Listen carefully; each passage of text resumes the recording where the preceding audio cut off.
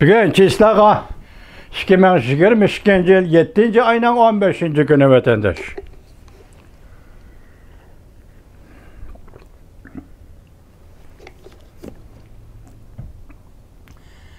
Başta ettik.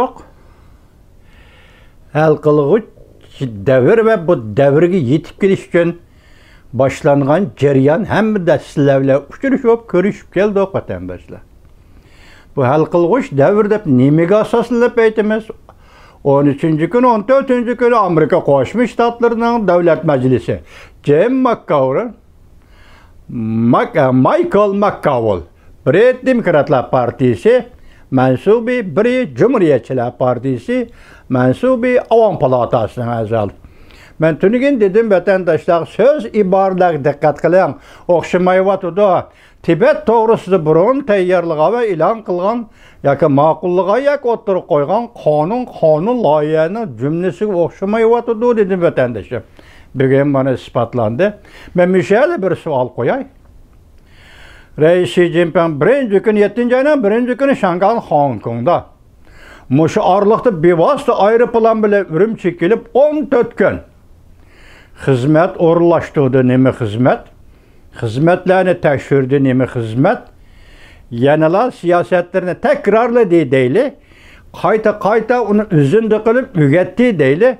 Lekin borgan joylar, kuzatgan joylar, tekshirgan joylar Shayxonza bugun qo'shildi. Turpan bugun qo'shildi. Tunugungi xabarda bu yerlar yo'q edi. Endi Qashqar va Janub bormi yo'qmi uni olmaydi vatandoshim. Biroq 14 kun deb uzibli aytdim. 14 kun g'oyib bo'ldi. Jonsinja izlab topolmadi. Chimpokun izlab topolmadi. Xitoy tarafdan hech qanday bir xabar, hech qanday bir ko'rinish e'lon qilinmadi. Xi Jinping nada degan savolga vatandosh.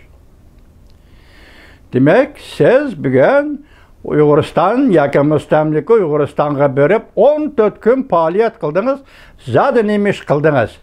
Bu sizga maxfi, bizga maxfi. Kompartiya buni o'tirg'i chiqargani yo'q. Lekin shu narsa qarab turing vatandosh. Jonsinjaning bir qatamli xabarda nima deyildi? Markaziy komitet yig'in ochdi dedi. Merkezi Komitetinin yığınında 7 çanvu yani 7 daimi heyatının biri hesaplangan javlayıcı Xi Jinping'nin ichki siyasetini, Şinjan siyasetini şiddetli tanqid qildi dedi. Bunun cüret nereden geldi? Ben bilmeyim vatandaşım. Siz mi bilmeyiz bunu? 7 daimi heyet azasının birisi javlayıcı şiddetli tanqid qildi. Şinjandagi siyaset, yoki aytganda qirg'inchilik, Şinjandagi nazarband gunos Uyg'urlarni turmaga kelib qamash, bu Jungo Kompartiyasining siyosati emas edi. Sen keltirib chiqarding degan maqsadda Reis Xi Jinpingni şiddetli tanqid qildi dedi vatandosh. Ya'ni shunga diqqat qiling. 2021 yılı 12. ayının 23. günü Uyghur kanunuga, mecburi emgak kanunuga Prezident Joe Biden kol imza koyuştan burun 12. ayının 19. günü 20. günleri etrafı digidek 4 gün nöbetlik siyasi kengaşlığın başlığı Cumhuriyet Halk Cumhuriyeti'nin siyasi kengaşlığın başlığı Wang Yang, Şinjan'da mustamlika Uyg'uristonda atalmış hizmetlerini kezden geçirdi. Ardından 4 gün ötmeyle Prezident Joe Biden Uyghur kanunu imza koydu. Bunu evet Reis Xi Jinping Şinjan'a beriştim buraya yoki bağa vakti billa bağan buluş mümkün evvelden qaraganda vatandaş. Qanday aytimiz bunu? Javlayıcı degan adam 6. ayının 29. 28. günleri hatta 1. günleri Şinjan'da hizmetlerini közden geçirdi. O Shayxonzaga vardı. Xotan'ga vardı. Xotan'da hem Xi Jinping'nin bastırış siyasetini qayta tanqid qildi. Yo'q, tanqid qildi emas, qayta takrorladi vatandosh. Lekin Jonsinjaning xabarda partiyaning ichki xizmat yig'inida Xi Jinping'ning Şinjan siyasetini, mustamlika Uyg'uriston siyasetini tanqid qildi dedi. Demak, hozir ichki arbobi Jungoning daimi heyet hesaplangan javlayıcı 29, 28, 1. ve 2. sağaça Şinjan Uyghur Abdunum rayonida mustamlika Uyg'uristonda xizmatlarni kezden keçirgan bo'lsa, Reis Xi Jinping ham dal shu vaqtda mustamlika Uyg'uristonga yetib keldi. belki bola. Bire, Cavleci'nin Reis Xi Jinping'nin Şinjan siyasını tanqid qilganligi, ikkinchisi Xi Jinping'nin Şinjan'a kelib, yani Müstemlik Uyg'uristonga kelib, xizmatlarni ko'zdan ko'chirganligi, bu nimaning dalil isboti bo'ladi vatandoshim? Qandoq haydakchilik ostida vujudga chiqqan bo'ladi bu ish vatandoshim? Qandoq besim ostida vujudga chiqqan bo'ladi bu vatandoshim? Esingizde bak, ben sözlep geldim. 6. ayının 13. gün Lüksemburg söhbeti. Aksaray, Devlet Bexatarlığı Meselesi Jacques Sullivan, Beijing Cumhuriyet Diplomatiya Ministerliğinin ministeri degen yancıçı.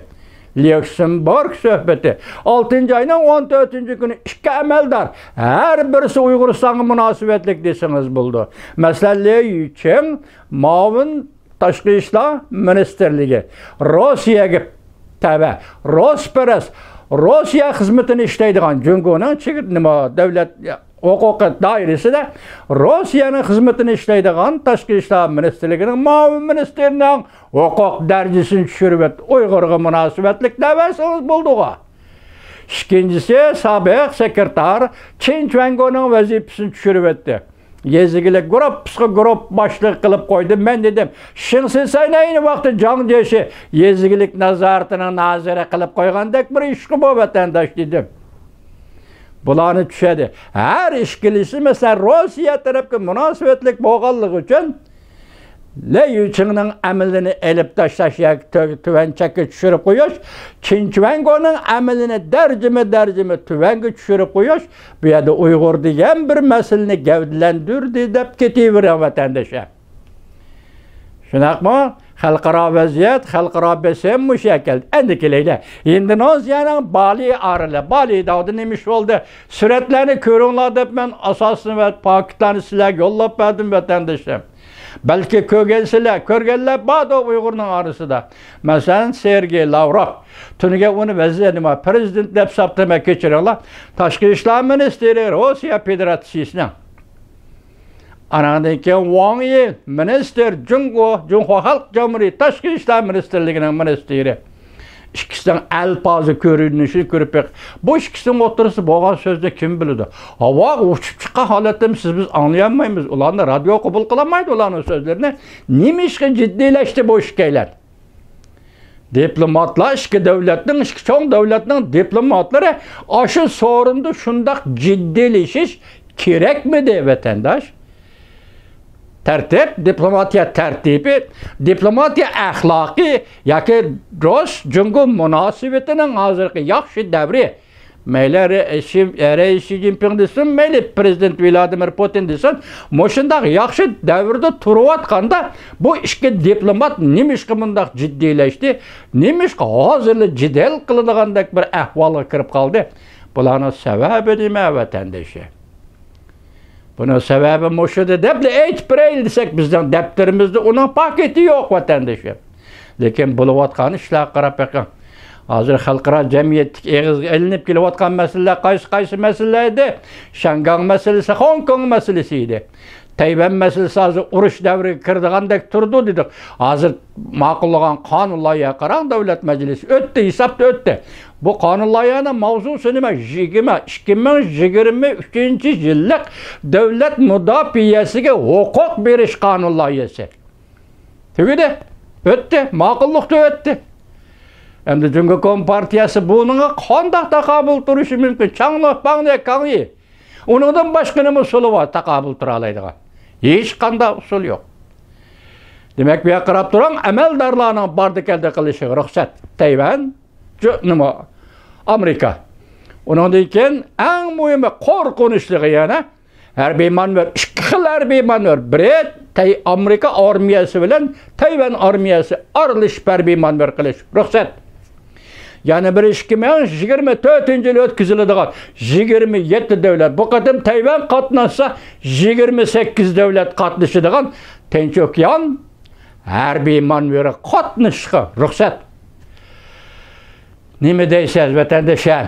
Gördünüz mü muşun üzmeyi sözlep çarçıdım azı qarana. Hazır ben ende sizge şunu ispatlay. Tibet doğrusida chiqib oldi qonun loyiha. Ondan keyin Tayvan to'g'risida hozir ma'qullanib oldi qonun loyiha. Uyg'ur to'g'risida qonun loyiha bormi yo'q? Tuniga men sizga dedim, tasodif bir yerdan chiqib qolishmi? Tasodif o'xshab qolishmi yoki boshlanishmi? Nemishqa Jungo'ga nazar to'rbetida Rossiyxitoy shartnomasi, Mao Zedong bilan Stalin to'g'risida Rossiyxitoy shartnomasi, Uyg'ur masalasi, Tibet masalasi, Ichki Mo'ng'ul masalasi maxfiy shartnoma bilan bekitgan masalalar nemishqa Tibet to'g'risida ma'qullagan qonun loyiha bilan o'tirib qo'ygan qonun loyiha bilan bu ikkisi bir kun ichida o'tirib chiqib qoldi deb tuniga hayron bo'lgan edim. O hayron bo'lganim hozir qoldi endi bu yerda. Bugun ko'rmamsiz Tayvanning ishiga. Yana ko'rmamsiz Dalay Lamaga. Reis Xi Jinping Xinjiang Uyg'ur avtonom rayonida mustamlika Uyg'uristonda ziyoratda 14 kun. Uning ziyorati oxirlashadigan vaqtda Dalay Lama Jammu Kashmir Ladakh rayonida ziyoratda. Bu yerda Tibet va Hindiston bilan Jungo o'rtasida harbiy qo'mondonlari darajalik suhbat.